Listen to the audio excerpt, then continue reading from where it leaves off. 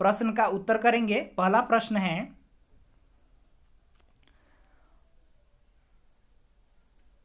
बच्चों का क्या करने का इरादा है? तो उत्तर होगा बच्चों का हिंदुस्तान को बदलने का इरादा है। ये आपका उत्तर हो गया। दूसरा प्रश्न है, बच्चे इंसान के साथ साथ और किसे बदलना चाहते हैं? तो बच्चे इंसान के साथ साथ भगवान को भी बदलना चाहते हैं। ये दूसरे प्रश्न का उत्तर हो गया। तीसरा प्रश्न है, दुनिया के सामान बदलने के लिए क्या करने की आवश्यकता है? तो दुनिया के सामान बदलने के लिए हमें मायूसों के चेहरों पर खुशियां लाने की जरूरत है। तो ये आपका तीसरा प्रश्न का उत्तर हो गया। अब बच्चों, यहां अब आपके कुछ वाक्यों में प्रश्न दिए हुए हैं, तो इसका आंसर भी बच्चों आज मैं करा देता हूं।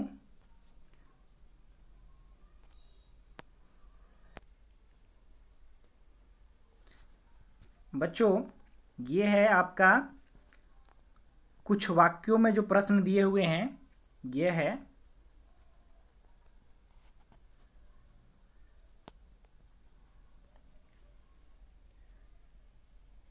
पहला प्रश्न है कि चांदी की दीवारों से कवि का क्या तात्पर्य है? तो इसका उत्तर होगा बच्चों,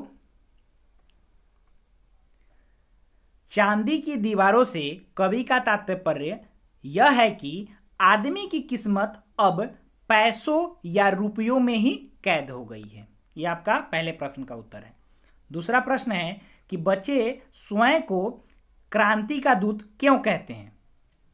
तो उत्तर होगा बच्चों, बच्चे स्वयं को क्रांति का दूत इसलिए कहते हैं क्योंकि बच्चों की इच्छा शक्ति बड़ों की तुलना में बहुत अधिक होती है। बच्चों में ऊर्जा का संचार बहुत होता है।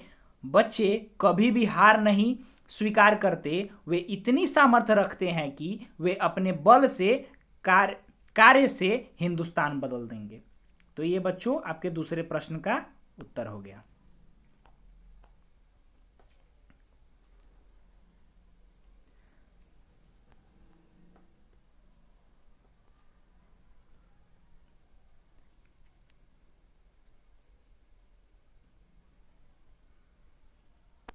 बच्चों, तीसरा प्रश्न है आपके स्क्रीन पे, अगर यह न हुआ तो सचमुच तीर कमान बदलकर छोड़ेंगे। इस पंक्ति की व्याख्या कीजिए।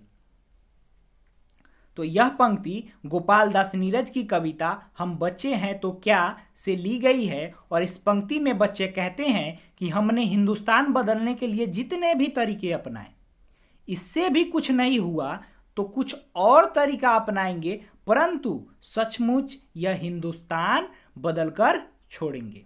तो ये बच्चों, ये आपका तीसरा प्रश्न का उत्तर हो गया।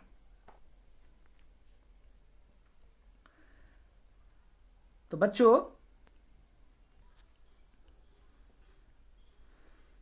बच्चों तो हमने यहां कुछ वाक्यों में जो प्रश्न है उसके उत्तर कर लिए हैं।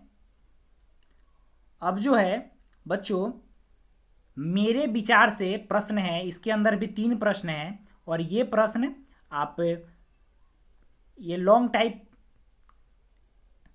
क्वेश्चन है, तो इस प्रश्न को आप खुद करेंगे और ये रफ कॉपी में करेंगे और इसका आंसर मुझे आप भेजेंगे। और बच्चों, और जितना तक आपका कंप्लीट हो गया, इस सभी को याद करेंगे और आप मुझे फेयर कॉपी में करके दिखाइए, उसका पिक भेजें। तो आपको मैं बता देता हूं कहां से आपको पिक भेजनी है। तो ये सबसे पहले तो आपको ऊपर जो शब्दार्थ है, आपके चैप्टर के अंदर जो शब्दार्थ दिए हुए हैं, कठिन शब्द पिटारा जिसे कहते हैं, तो वो शब्द पिटारा का जो मतलब शब्द है और उसका जो अर्थ लिखा हुआ है, उसको एक शब्दार्थ के रूप में आप चैप्टर जहाँ शुरू करेंगे वहाँ पे शुरू में लिख लेंगे। उसके बाद में आप यहाँ पे मुख से प्रश्न है, प्रश्न लिखेंगे और उसका उत्तर करेंगे। फिर लेखनी वाले प्रश्न कर लेंगे, फिर फिल इन द ब्लैंक्स वाले प्रश्न कर लेंगे। उसके बाद में आप ये मिलान करने वाले प्रश्न कर लेंगे, फिर कुछ शब्दों में कर लेंगे, फिर कुछ वाक्यों में वाले प्रश्न कर लेंगे। और मेरे विचार से जो प्रश्न है, ये अभी इसका उत्तर आपको मैंने अभी नहीं दिया है, ये आपको मैं खुद से प्रयास करने के लिए दिया हूँ, तो आप क्या करेंगे कि इसको खुद से एक रफ कॉपी में प्रयास करेंगे और उसका पिक मुझे भेजेंगे। और परंतु आप जहाँ कुछ वाक्यों में तक फेयर जो करेंगे उसका पिक मुझे भेजेंगे। और बच्चों आगे अब अगले पेज पे चलते हैं। बच्चों आज के वीडियो में इतना ही रहने देते हैं और अंत में इस पाठ का जीवन मूल्य आपको बताता चलूं। कोई भी अपनी उम्र के कारण छोटा या बड़ा नहीं होता, वह बड़ा होता है तो अपने कर्मों से बड़ा होता है। तो बच्चों आज के वीडियो में इतना ही, फिर मिलते हैं नेक्स्ट क्लास में, नेक्स्ट वीडियो में। तब तक आपसे विदा लेते हैं। धन्यवाद।